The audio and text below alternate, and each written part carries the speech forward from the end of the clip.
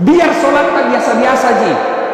Tidak pernah jadi puasa Senin Kamis, tahajud pun jarang. Tapi kita membiarkan orang tua yang ada kita pelihara di rumah. Itu pintu masuk surga paling gampang. Maka kalau ada orang tua tak di rumah, rewel ikodong, karena mulai tua, mulai pikun-pikun, itu Allah tersenyum lihat kamu. Allah kasih ke pintu surga. Tidak semua anak dikasih umur panjang orang tuanya diurus. Tidak usah kau bolak-balik pergi umroh kalau kau kurang ngajar sama ibumu. Mau sekali saya umroh Ustaz, mau sekali saya haji, tapi tidak ada mampu. Tapi ada orang tuaku di rumah, itu orang tuamu kau urus. Allah kasih kau itu semua yang kau mau. Bapak, saudara-saudara sekalian, kali ini saya mau menyampaikan sebuah kisah. Ada orang hidup sesama dengan Nabi, tapi tidak pernah ketemu Nabi. Tidak boleh disebut sahabat. Jadi kalau Bapak dengar sahabat Nabi, berarti itu orang hidup sesama dengan Nabi. Tapi belum tentu sahabat kalau tidak pernah ketemu Nabi. Berarti syarat kedua pernah ketemu sama Nabi. Yang ketiga beriman kepada Nabi. Yang keempat matinya pun tetap beriman kepada Nabi. Ada orang ketemu dengan Nabi, sesama dengan Nabi, tapi bukan sahabat, namanya Abu Jahal. Itu ketemu sama Nabi, tapi tidak beriman sama Nabi, bukan sahabat. Ini sehidup sama Nabi, tapi tidak pernah ketemu Nabi, bukan sebut sahabat, namanya Uwais Al-Qarni. Nabi panggil Umar sama Abu Bakar. Kalau bahasa kita, Umar selesai kok. Bakar, dulu. Kenapa ya Rasulullah? Besok-besok kalau kau ketemu orang dari Yaman, namanya Uwais Al-Qarni, saya salam kepadanya, sampaikan salamku kepadanya, dan kau minta didoakan sama itu orang. Bah, heran ini Umar, heran ini Abu Bakar, siapa ini? Apa keistimewaannya? Akhirnya tunggu, wafat Nabi, tidak ada orang dari Yaman nama Uwais. Diganti oleh Abu Bakar Siddiq, tunggu, tidak ada juga orang dari Yaman nama Uwais. Tiba-tiba ketika Umar jadi khalifah, Amirul Mukminin, presiden sekarang, tiba-tiba ada rombongan musafir pedagang dari Yaman. Umar datangi, kamu dari Yaman? Iya. Ada di antara kalian nama Uwais Al-Qarni? Kata ini rombongan dari Yaman pedagang. Siapa? Tidak mungkin yang di rombongan kami. Masa Umar tanya, kok bisa ini? Akhirnya dia bilang, adakah di antara kalian nama Uwais Al-Qarni? Akhirnya pimpinan rombongan dia bilang ada. Tapi itu sana, itu dia tunjuklah pengembala. Jadi dalam rombongan itu mereka membawa onta, dan penjaga onta itulah Uwais Al-Qarni. Nabi bilang Umar, tidak mungkin. Masa Nabi salam sama pengembala? Kalau di kampungku Pak Kampi, masa Nabi masalah ku Pak Kampi? Tukang gembala? Tidak mungkin. Dilihat juga masih muda. Dipanggillah, kau nama Uwais Al-Qarni? Dia bilang ya. Dia bilang, Umar, ada Nabi titip salam kepadamu. Bayangkan Pak, Nabi titip salam. Nabi, saya saja ini baru-baru diundang ke Istana Negara, di WhatsApp sama Menteri Agama, Saudara Ustadz Das'ad Latif. Saya atas nama pemerintah meminta untuk mengisi ceramah Isra Mi'raj di Istana Negara. Itu WhatsAppnya Menteri, langsung ku print. Dede, langsung ku kasih lihat semua pegawai ku di kantor. Menteri Agama bos. Pulang kampung aku kacilikan semua sepupuku. Ita ko cule sapomu. Coba istana. Masya Allah. Itu baru Jokowi dan Pak. Bisa dihilang jabatannya itu presiden 10 tahun saja. Setelah itu wabillahi taufiq wal hidayah, suruh ke istana.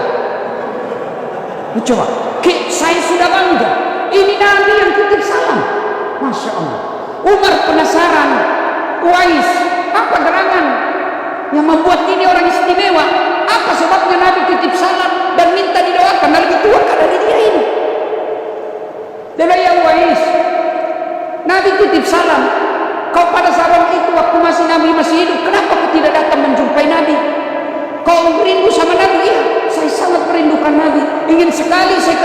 sama Nabi, lalu kenapa kau tidak lakukan perjalanan dari Yaman ke Madinah? Dia bilang begini, mamaku sakit kiko dong. Saya mau sekali, dan saya kalau minta izin sama mamaku, ya bunda saya mau pergi menjemput Rasulullah, pasti diizinkan. Tidak mungkin nalarang ke mamaku.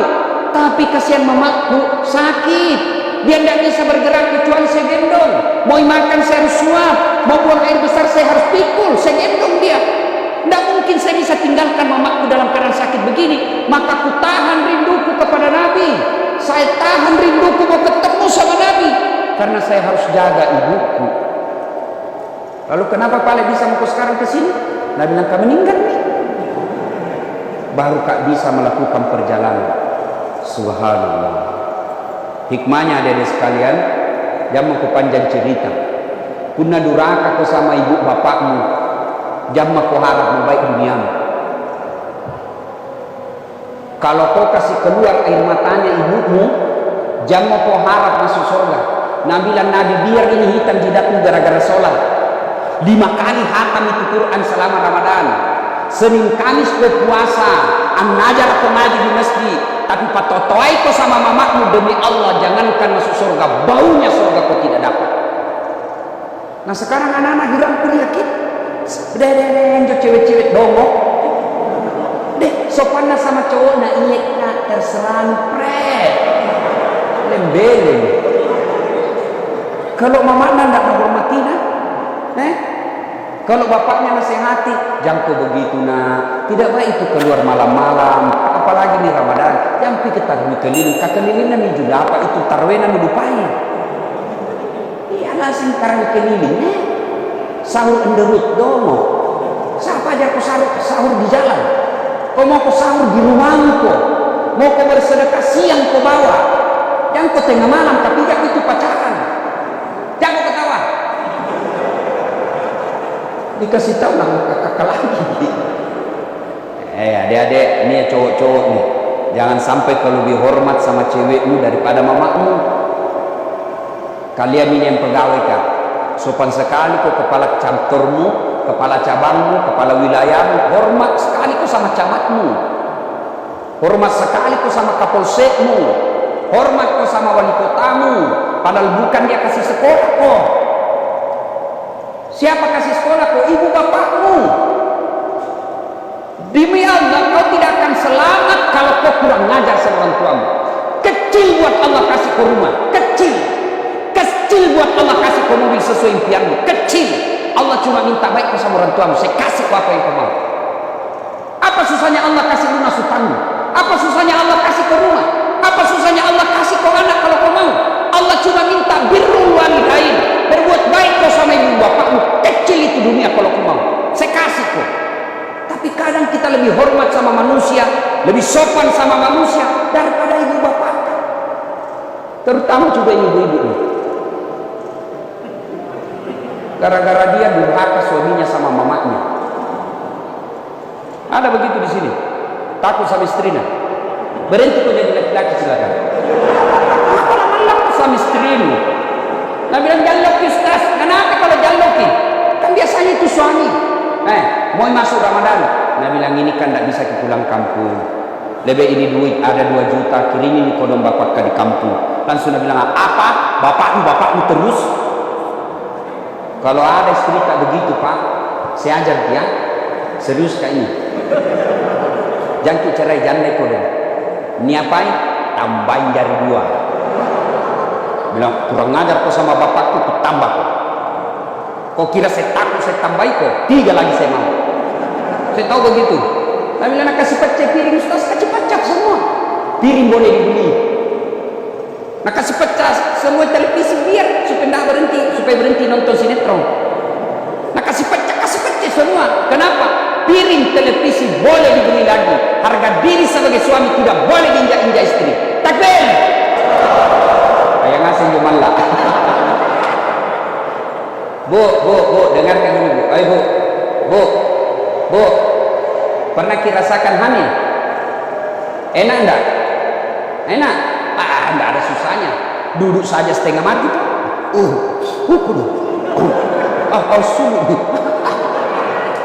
Jangan kau ketawa, tidak urusan orang tua ini.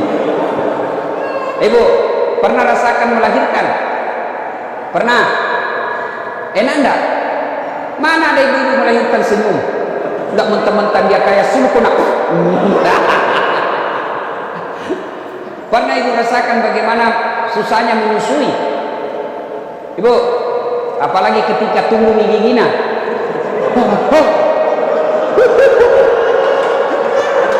Iya toh? Nah, tapi lu tinju, tidak. Coba, ibu, bu, susah toh? Siapa yang menghamilkan suamimu? Siapa? Ibunya. Siapa yang lahirkan? Ibunya. Siapa yang menyusuinya? Siapa yang ngajari jalan? Siapa yang ngajari bicara? Siapa kasih sekolah? Sekarang siapa terima gajinya suamimu? Hoi, siapa? Istrinya. Makanya jangan kotor-kotorin sama suami. Mana ada gaji suami diambil sama mamanya? Istrinya dia kasih. Siapa yang dicicilkan rumah? Bukan ibu bapaknya, istrinya. Maka jangan pernah berkata pilih kau mamamu atau saya istrimu. Kalau saya dah bilang begitu, pasti kupilih mamaku. Istri, ada namanya bekas istri. Si mau kok. Bapak-bapak juga jangan kurang ajar sama istri. Siapa yang hamilkan istri? Ibu nak. Siapa yang menyusui? Jangan kau bilang kau. Ibunya. Siapa yang lahirkan? Ibunya. Siapa yang ikuti sekarang? Siapa? Suaminya toh. Maka jangan sakiti suami istri. Jangan kau berkata pilih kau mamamu atau saya suamimu. Tidak mungkin itu. Maka yang baik saling menghormati. Ada rezeki dari suami, kasih. Mertua datang, bapaknya istri tak datang, kita sebagai suami kasih. Mama tak datang, kasih istri duit, ini kasih mamaku. Jangan malah disembunyi-sembunyi. Ini mak main cepatnya, nanti nanti lagi istriku jaloki. Nah, adik-adik sekalian, percaya adik-adik, kalau kau mau sukses, tidak harus sekolah ke luar negeri. Lihat itu alumni luar negeri, banyak pun jadi pengangguran. Tidak harus sekolah kuliah tinggi-tinggi, doktor dan lain sebagainya, tidak. Cuma ini MC tadi salah sebut. Saya bukan doktor honoris causa, saya doktor asli. Kalau honoris causa itu dihadiahi namanya, tidak sekolah. Kalau saya sekolah, nah, biasanya honoris causa itu artinya orang yang ada dikasih hadiah, biasanya pejabat, nah beli. Itu tulisannya DR dalam kurung HC. Kalau saya tidak, doktor aslinya aku sekolahi. Buang kali-kali dua poin doktorku bos saya, bukan kali-kali ini. Nah, adik-adik sekalian bisa seperti itu. Kenapa? Rumusnya birrul walidain, berbuat baik kau sama orang tuamu. Demi Allah, saya pernah jadi cleaning service di Mapaniki. 4 toilet saya harus bersihkan tiap hari. Kalau ceramah itu penceramah hebat-hebat kah? Lihat nih, hebatnya jadi ustaz sini. Saya bilang sama koordinator kebersihan, jangan aku gaji kak. Kalau ada undian namaku, undian umroh, kasih masuk namaku. Mudah-mudahan bisa ke umroh gratis. Sampai itu tunjuk kantor kan, tidak dapat kak. Coba. Saya pernah rasakan dihina, dimaki, di PIS 3 Unhas Sospol. Lantai 2, ruangan 207 tempatku kuliah. Keluar ke kuliah nak tunjuki ke seniorku. Dasar, tidak maluku itu bajumu semua cakar. Tahu dicakar toh? Jadi dituduh puli sampai sekarang masih langganan. Dalam dasar ada muka baru. Saya pernah rasakan itu dihina seperti itu. Jalan kaki bos dari Jalan Harimau, depannya Masjid Baitul Aman. Itu ada lorong 77A. Depan Masjid Baitul Aman, ada di situ masuk lorong. Di situ saya tinggal 11 tahun. Jalan kaki kadang-kala dari Jalan Harimau ke Jalan Cakalang waktu ku SMA, Coko-Coko. Jalan masuk jalan apa itu? Pasar Cidu. Jalan kaki waktu saya SMA. Pergi ke rumahnya sepupu. Nah bilang dia apa? Datang itu cari uang PT-PT. Tapi Tapi saya tidak pernah sakit hati. Saya cuma bilang, tidak mungkin begini terus hidupku kalau baik sama orang tuaku, baik sholatku. Dua saja saya pegang. Tidak pernah saya lepas sholat saya, tidak pernah saya hina dan sakiti orang tua saya. Alhamdulillah sekarang bos. Jo yang pernah hina kak, Nabi bilang ke baju cakar, tahun ke-9 ini tahun saya kasih zakat. Itu dulu saya kerja cleaning service supaya bisa dapat undian umroh. Sekarang saya punya travel sendiri. Kapan saja saya bisa umroh dan haji dengan izin Allah. Kalau saya dulu jalan kaki, alhamdulillah ada Tommy mobilku. Tidak banyak yang punya seperti itu di Makassar. Apa? Dengan izin Allah. Kau anak muda bicara soal popularitas, bukalah followerku. Apa? Bukalah. Enak bos. Apa? Bicara soal pekerjaan, ada kerjaku. Saya dosen. Tidak perlu saya pergi cari muka sama manusia. Tidak perlu saya menjilat-jilat sama pejabat.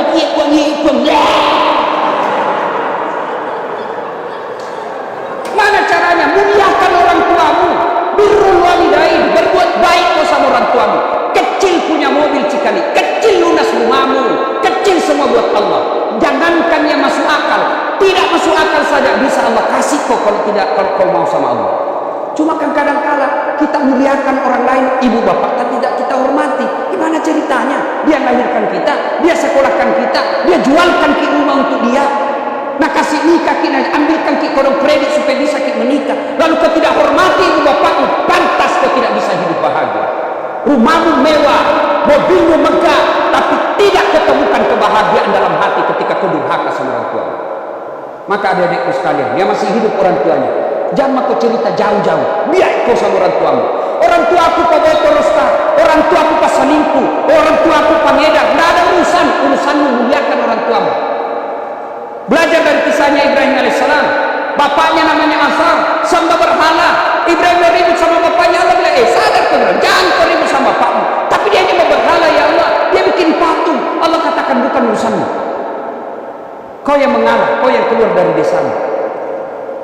Maka bapak-bapak, itu kalau anak-anak, ini kita yang sudah tua-tua.